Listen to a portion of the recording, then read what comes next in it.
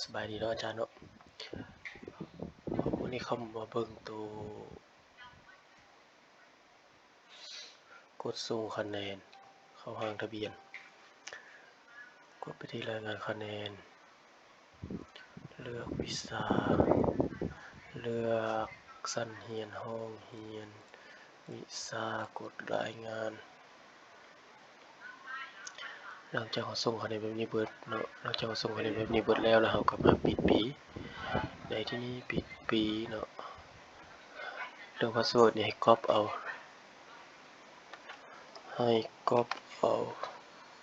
หลังจากนั้นคลิกตัวปุ่มปิดปี Ctrl V ลงกดบันทึกถ้ามันมีผิดพลาดกด30วันหนึ่ง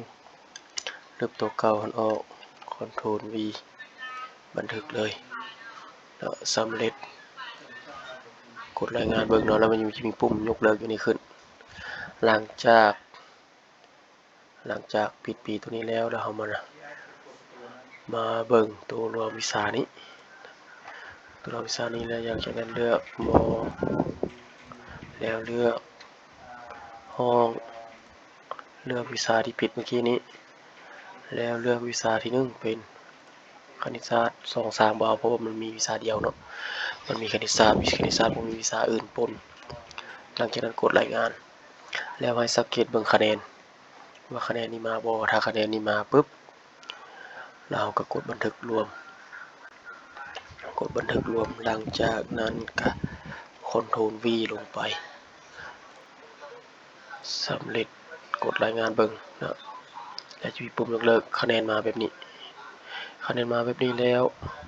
สุดท้ายบัดนี้เรามาเบิ่งตัวห้างทะเบียนประวัติม.4 ม.7 เลือกเป็นม.7 กดรายงานเมื่อกี้เราปิดวิชาอย่างเนาะคณิตศาสตร์ตามนี้เนาะคณิตศาสตร์ก็จะมาเฉพาะห้อง71ไอ้ที่บ่มีน่าจะเป็นห้อง72หรือ73นะเพราะฉะนั้นแล้วเราต้องนำไปปิดห้อง